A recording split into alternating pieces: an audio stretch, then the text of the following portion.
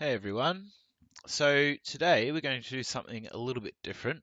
This is a tutorial on how to do tutorials and get the most out of self-directed learning. I've done a lot of self-directed learning in my career. Um, I've learnt to 3D model, I've learnt to make computer games, I've learnt to program, and a large part of those skill sets have actually been learnt from self-directed learning, doing tutorials online, a lot of them on YouTube or on Instructables or different community tutorials. And for the most part, most of them have been free.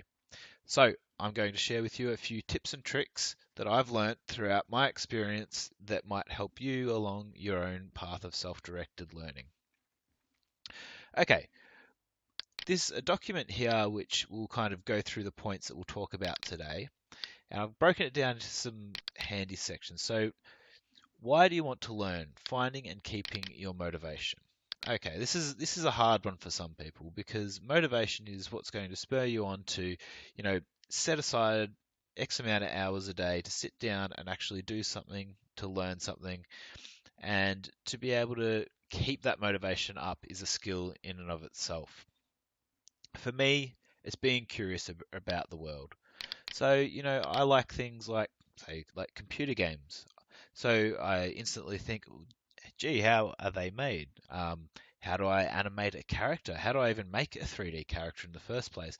And those are the kinds of questions that kind of drove me down the path of wanting to learn these skill sets because I wanted to understand more and more about how these things were done.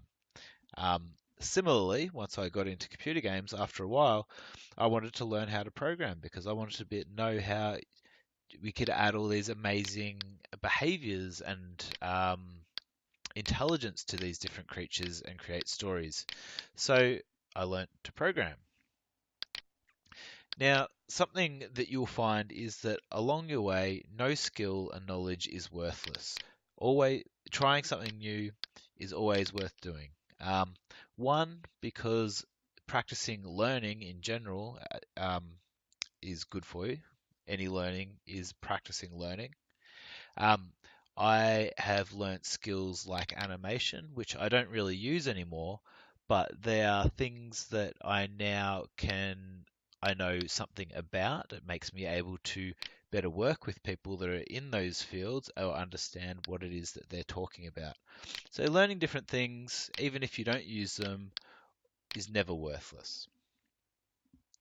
Okay, another one is engage with online communities. Find other people learning similar skills, seeing their progress and projects will help keep up motivation. So here we have an example. This is a site called Sketchfab. Now, Sketchfab is a fantastic site full of 3D content, and often it's content that you are able to download or at least take hints and tips from. You'll get comments and feedback on your work, which is a very important part of learning, especially in the creative field. So let's have a look here. Here's another cool little um, 3D dragon creature model that somebody's made. And we'll notice down here that people have added a bunch of different comments and feedback. Um, yeah, these are engaging in online communities are some of the best ways I think to grow, especially in creative fields, and to get legitimate feedback from people who know what they're talking about. It's also good to see people at the same level. Like you can go onto these websites and sure there's loads and loads of examples of fantastic work, but there's also loads of examples of people that are beginning, people that are starting out as well. So it's also great to kind of be able to see those things to see how you're progressing alongside other people. All right, another one here is share what you create with friends and family. Take screenshots of video of your work and share it with people. It's okay to be proud and excited by your own hard work. Now, this is something that I think some people struggle with. I know a lot of really great artists who won't show anybody anything until they think that it's 100% complete and that everything, is perfect. But I think there's a lot of value to be gained in sharing and showing your work as you go. Especially in that you might find somebody who is especially interested in what it is that you're doing. You might find somebody else with a similar skill set who you can then collaborate with or jam on with ideas. So, for example, you're making a computer game and you have a friend who is making music. Maybe they could make music for your computer game. Um, and again, in that way, if you're showing people that you're spending your time learning and creating, you may even help them um, kind of boost their motivation to do the same as well.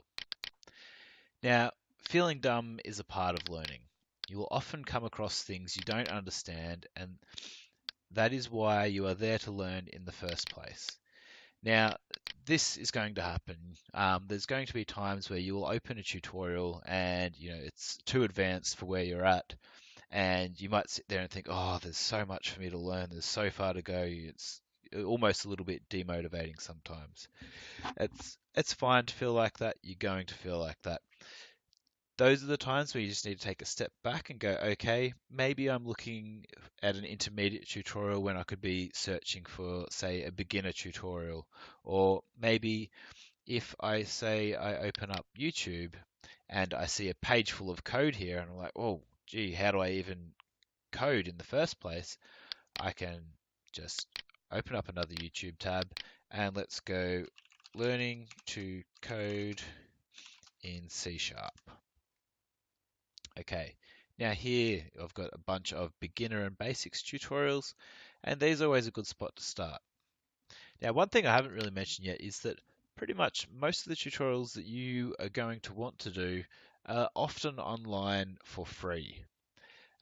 There are loads and loads of paid courses out there, and that's fine. And it's great to have teachers and mentors as well if you have the ability to get into a course with a teacher and a mentor. But for your own self-directed learning, if you're at home, there are often tutorials online that you can do by yourself in your own time for free. YouTube has a lot. There's another website that has a lot of tutorials called Instructables. And this has everything from leatherwork to woodwork to papercraft, model making, all kinds of amazing stuff. Okay. Keeping lists of things that you would like to learn. Pinterest is fantastic. I have loads and loads and loads of pictures pinned in Pinterest. You can see here, this is just a board full of inspiration that any one of these pictures I could take and go, wow, all right, so let's spend a day making a shader that does deforms a cube to look like this rainbow cube here. Or let's spend a day making a particle system that melts away a mesh, somewhat like this one here. So there's loads and loads of inspiration here, and so I highly recommend using Pinterest to collect pictures of inspiration. Um, if you're making music, SoundCloud or something like that is also great for doing the same. And also, in terms of keeping lists, this is another app that I use often called Trello, and it is a to-do list. When you have a project or even a series of tutorials to do, it is great to be able to break them down into achievable chunks. So here, for example, I've got a large project I'm working on at the moment, broken down to code and user interface. And then you'll see I've even broken these down into smaller sections again. So then I can come in here and I can decide what it is that I would like to do. And then what it is I'd like to do, then I can prioritize these tasks and then work on them in a way that I can see that I'm getting through them. I think the main thing about creating lists is that if you're trying to hold everything in your head at the one time, is that you're going to get flustered. It's going to seem like you're not getting anywhere, right? If you're able to break them down into small chunks, you can move them into the done pile when you're done, and it looks like you're actually getting somewhere. Okay, so getting on with my time here. I'm trying to keep these under 10 minutes. All right. What do you want to learn? Finding what's right for you. Think of a project that you've always wanted to do. Do you want to make a game, turn a drawing into a 3D object, make a song? Okay, for a lot of people out there, computer games, they love computer games. Learning to make computer games is great fun because you learn a lot of practical skills at the same time. Making music is great to make. I'm not very good at it myself, but it is also a lot of fun. Choose a skill that is going to keep you motivated by trying to picture yourself doing or creating in that field. All right, does this new skill you want to learn build on an old skill or work well with that of a skill set of a friend? So, like I was saying before, if you have people around you that are learning similar things, that gives you the opportunity to share motivation with one another and collaborate on projects.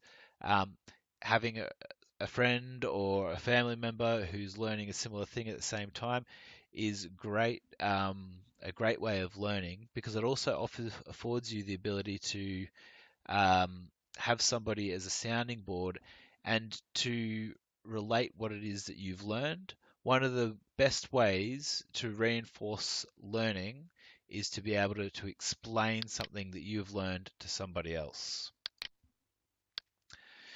Okay, looking online for tutorials, there's a vast amount of free tutorials online, pretty much anything you can think of. So like we talked about before, YouTube is your friend, Google is your friend, Instructables is your friend. You can find loads of stuff. And another final and important point for this part of this tutorial series is assessing the tutorial. What software do you need? Are there any prerequisite skills? And are there other tutorials that you can do to get these prerequisite skills?